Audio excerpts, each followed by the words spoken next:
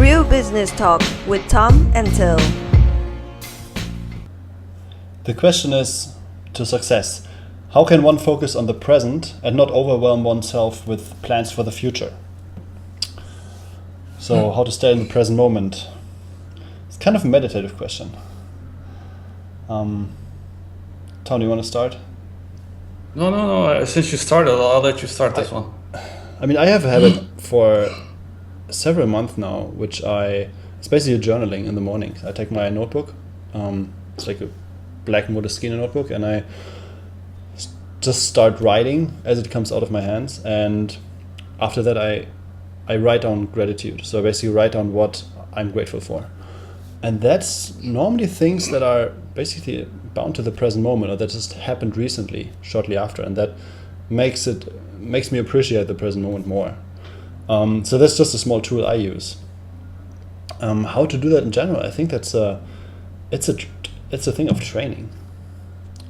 So it takes some time to get used to be sticking to the present moment and don't plan too much in the future. I know I could imagine, Tom, that you are a bit on the side of going or having more visions than actual moments. So what's your take on that? Yeah, the one thing I started subscribing to lately, and it's based on a book, it's the 12-week year, right? So you keep thinking of every 12 weeks as 1 year. Because when you make plans for a full year, to me it's insane. Because I have no idea what I'm going to be doing or thinking 12 months from now. That's such a long time. Yeah. Like within the last 12 months, I mean, I even switched the locations like 6 or 7 times. And it feels like, when we talk about last year, I'm like, was it last year or was it like 10 years ago? It just feels so long. And also, when you make plans over 12 months, I felt like I don't feel like doing it now because I have a lot of months to finish things. Or, plans will change and you will just drop projects, or you'll get something done and it doesn't work out the way you want to, and you're just like, you know what, I still have 12 months almost left. I'm going to restart something else. So True. The one thing I've done is just by doing 12-week kind of years. So I look at projects in like every 12 weeks. I feel like each day is worth a little more. So I have more focus in that day because I know that it's, this year is ending in like 8 weeks, 7 weeks for me. But the meditation, that's a big one too, because I've been playing around with it. And if you stop time traveling so much with your brain, automatically you will just be in the moment more. Just because the brain goes silent, and then you just start looking around and be like, you know what?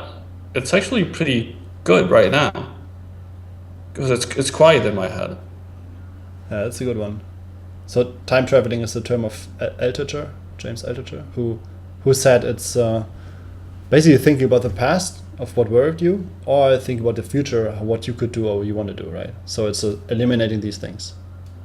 Yeah, because that's usually what our brain does. It spends like 80% of the time either traveling back in time or in the future. For me, it's 80% in the future. If I don't, quiet it down. I barely ever think about the past. It's like, once something is done, I just don't even look back much on it. I mean, I'll reflect on some of the mistakes, but other than that, I'm like, well, it's done. What next? Yeah, exactly. So, and that's a big problem, right? Because instead of working on something which I should be working on now, I keep thinking like, oh, well, what can we do in 10 months from now? What are we going to be doing 11 months from now? Like that type of thing. And I think a lot of people have that problem, but it might be traveling back in time for you too. So, but if you break down your projects or your years a little in a shorter amount of time, I think it's better too, because you can always hustle at the end. So you will hustle 4 times a year instead of 1 time a year to get your goals hit, right? Yeah. And you don't have to start 1 year after the next. You can do like 12 weeks and take a 1 week or 2 week break, just not do anything, and then do another 12 weeks. So I guess you can control your time completely that way. I mean, unless you're working, then I don't know what you're gonna do. Yeah, I'm with you on that. I like the 12-week year plan. That totally makes sense. I think the more you train yourself hitting deadlines, the better you get. So, and if you just increase the frequency, perfect. That helps definitely.